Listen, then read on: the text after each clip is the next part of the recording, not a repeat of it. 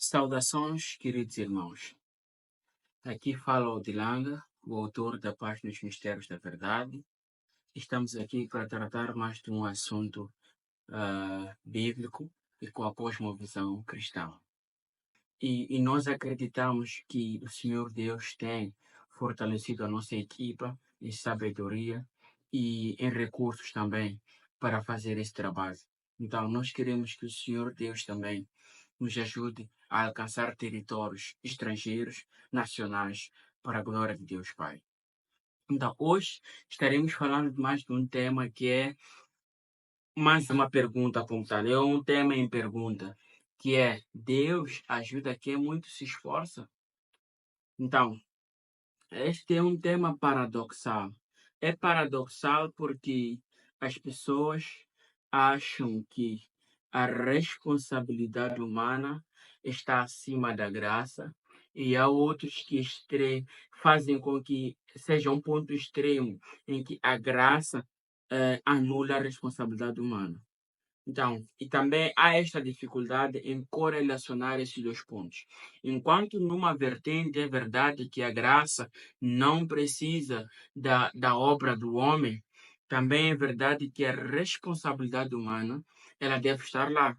Então, como fundir esses pontos? Aí é que nós começamos a tratar, na verdade, o assunto do tema. Na verdade, tratar deste tema já é uma armadilha em si. É uma armadilha porque só dizer que Deus ajuda quem se esforça distorce completamente a ideia global das Escrituras. Porque as Escrituras, elas não fazem dos homens autores das suas obras para a salvação.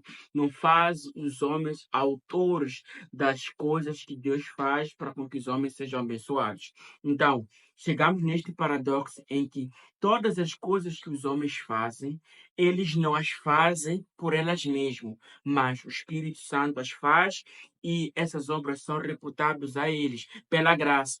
E este ponto que acabo de frisar aqui é válido para aqueles que aceitaram o Senhor Jesus como Senhor e Salvador. Então, começamos a considerar estas possibilidades de a obra que foi feita ser o fruto do Espírito Santo quando a pessoa entregou a sua vida ao Senhor Jesus. Então, será que realmente o nosso esforço muda alguma coisa naquilo que é a graça de Deus, naquilo que são as bênçãos do Senhor?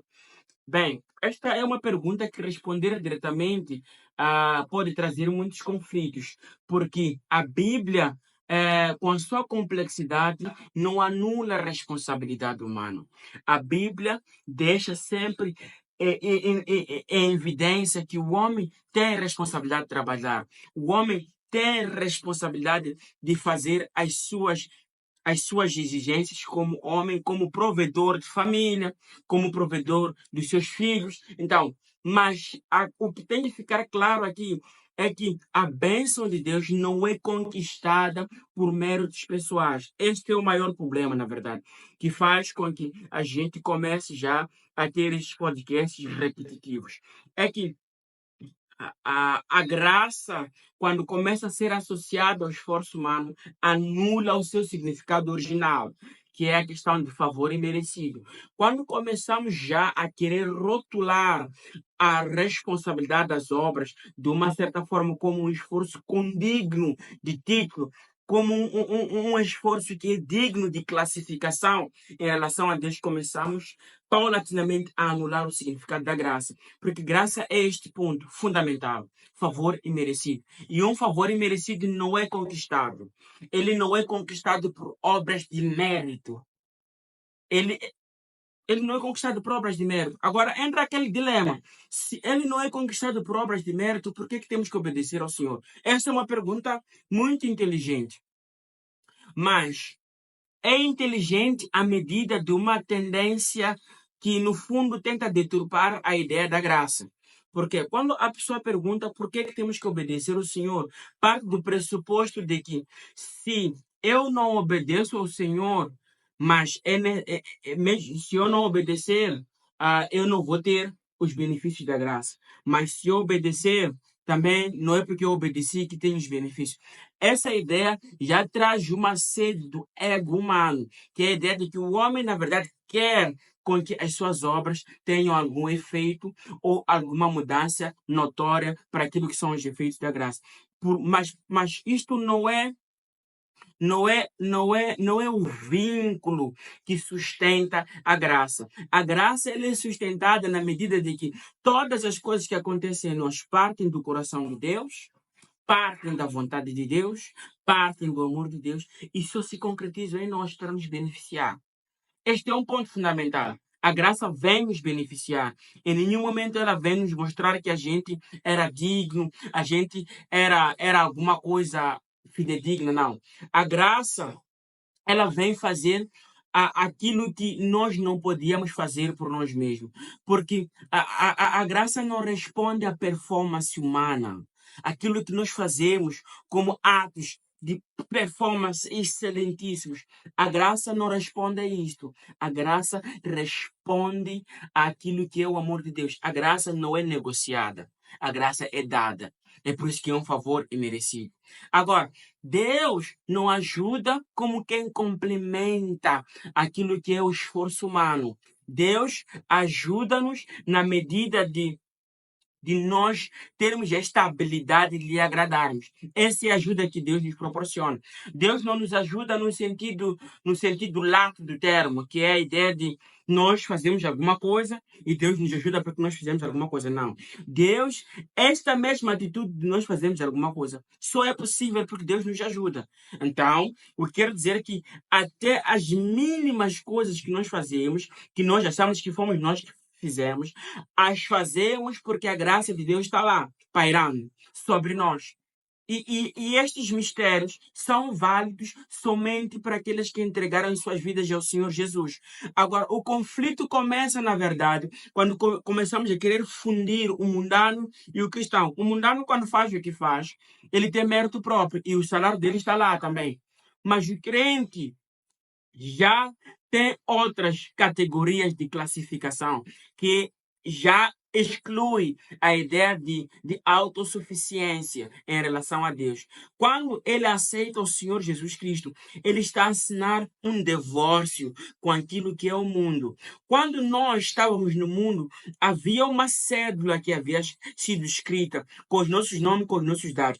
Satanás tinha legitimidade de nos escravizar, de nos torturar. Mas quando nós aceitamos a Jesus, nós assinamos um divórcio legal e passamos a ter direitos forenses de fazer parte dos privilégios da graça. E esses privilégios não são alcançados por mérito próprio, são alcançados por meio da graça. E a graça vem fazer este mistério. Este mistério, na verdade, é a própria graça. Este complexo que faz nós não compreendermos é a própria graça. Explico assim. A ideia é que nós não compreendemos que porque é que em alguns momentos parece que quando não obedecemos ao Senhor, Deus diz que não nos abençoou porque nós não obedecemos a Ele. Mas em outro momento, a Bíblia mesmo e os homens que ministram a verdadeira palavra dizem que sim, não são as suas obras que vão rotular Deus te abençoar. Parece que é uma contradição. No entanto, não é uma contradição. O ponto fundamental que tem que se notar é quando dizemos que o homem faz alguma coisa e merece crédito, significa que o esforço que ele fez isto, a força com que ele usou e a capacidade com que ele usou são diretamente são diretamente dele, partem dele mesmo. Ele não precisou fazer nenhum empréstimo, no sentido de ele foi autônomo. Ele não precisou de alguém lhe otorgar essa força, mas saber que ele fez aquilo porque ele é capaz. Mas quando nós entramos em Deus, o homem não tem a capacidade de fazer o bem. Então, quando nós tentamos fazer essas comparações de uma forma direta, estamos a esquecer esse elemento, que é o elemento surpresa da graça, que é o elemento que diz, a partir do momento que tu não tens capacidade de fazer o bem, então tu já não tens como reivindicar nada, Porque esta própria capacidade que tu tens agora é outorgada. Já não é uma vontade nata que tu tens, porque a tua vontade nata é depravada. Ela está voltada ao pecado. Então, tu não tens vontade de agradar ao Senhor. Então, a partir do momento que tu começas a reivindicar aquilo que são os direitos forenses dos cristãos, tens de assumir que a graça não veio fazer aquele mistério que estamos a falar dele aqui, que é o mistério de te fazer conseguir fazer aquilo que tu não conseguias fazer. Então, a graça de Deus, ela não é negociada. A graça de Deus, ela é concedida por meio de um favor imerecido. Isso é graça. Este favor que nós não merecemos é a definição máxima da graça. Então, nós não fazemos aquilo que nós achamos que devemos fazer. Nós fazemos aquilo que o Senhor Deus nos ajuda a fazer. Mas isso não descarta a responsabilidade humana. Não descarta o nosso direito de trabalhar. Não descarta o nosso direito de ser prudente. Não descarta o nosso direito de ser diligente. Agora, temos também a ideia deturpada de que quando nós temos a graça, então nós podemos fazer tudo. Não é assim que a graça funciona. Nós ainda continuamos com as nossas responsabilidades. A graça é um favor, mas esta graça aqui, quando ela chega nas nossas vidas, ela deve ser seguida mediante a palavra de Deus. É aí onde entra a responsabilidade humana. Na verdade, a responsabilidade humana entra em questão da obediência. É onde entra, na verdade, a responsabilidade. A responsabilidade humana já não entra naquela definição etimológica do termo responsabilidade. Ela entra numa definição dependente. Quando se fala de responsabilidade humana em correlação com a graça, estamos a falar de uma responsabilidade dependente. Já não é uma responsabilidade autônoma, é uma responsabilidade que está calejada e precisa de uma dependência, precisa de uma instrução, precisa com que aquele que padeceu na cruz do Calvário possa conduzir este indivíduo a fazer coisas mediante a vontade de Deus. Então, Deus nos ajuda para que nós possamos ter capacidade de agradar a Ele. Ele não nos ajuda no sentido de nós fizemos alguma coisa boa, então a partir daí nós podemos já ser merecedores das bênçãos. Não, nós não somos merecedores das bênçãos, nós não somos merecedores de nada da parte de Deus. O Senhor Deus, Ele faz porque Ele é misericordioso e Ele nos deu a graça. É por isso que a Bíblia diz que Ele é que nos amou primeiro. Nós não teríamos como seguir ao Senhor Jesus, porque nós estamos voltados ao pecado. É por isso que há uma máxima sociológica que diz que se tu levas uma criança e deixas ela com os macacos, um recém-nascido com os macacos, ela não vai saber falar. Porque ele é moldado pelo meio em que vive. Então, nós também começamos uma nova vida em Cristo quando aceitamos a Ele. É como se estivéssemos a nascer e não é como. Estamos a nascer novamente. E esse nascer novamente é realmente somos recém-nascidos. Precisamos de uma cosmovisão. Precisamos de uma sociedade que formate a nossa concepção, a nossa cosmovisão do mundo. E a cosmovisão disso é a palavra de Deus. Então, quando nós entramos nas escrituras, quando nós entramos no mundo da salvação, nós temos que entender este ponto, que é o que nos faz. Temos que entender que ainda somos bebés.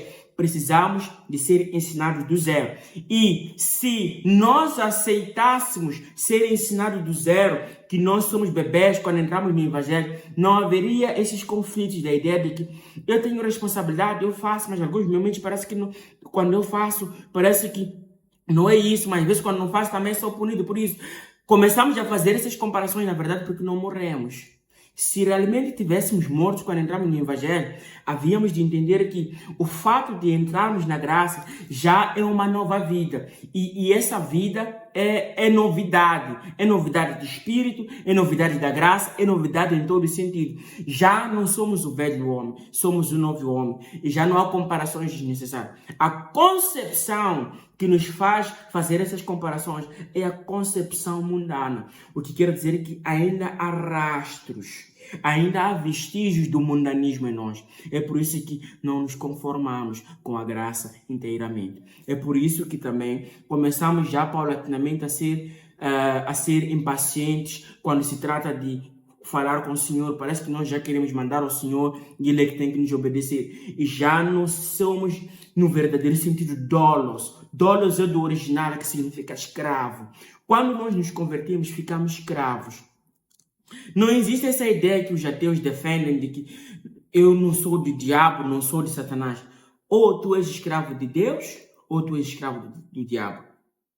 É só escolher ao Senhor que tu deve servir. É por isso que a Bíblia diz que não podes servir a dois senhores. A ideia que a Bíblia está a trazer aqui é que nós sempre fomos dependentes, ou do diabo, ou de Deus. Então, nós temos que aceitar a nossa condição de dependentes e o Senhor Deus vai abrir portas por causa desta dependência, na verdade. Quando nós aceitarmos que somos dependentes, então o Senhor Deus vai abrir portas e vai nos dar graça. Então, Deus não ajuda quem muito se esforça no sentido etimológico da palavra. Deus ajuda-nos mediante a sua graça, mediante a sua vontade. Então, é assim como Deus faz. É uma obra unilateral, parte dele para a glória dele. Nós só saímos beneficiados. Então, eu quero que o Senhor Deus de Abraão, Isaac e Jacob te dê muita graça e te ilumine nesta cosmovisão que estamos partilhando aqui. Eu sou um membro ativo do Ministério Fogo de Cristo para as Nações, Focrina, e discípulo do apóstolo César Mazuz. Está aí assinado embaixo. E que Deus te dê muita graça.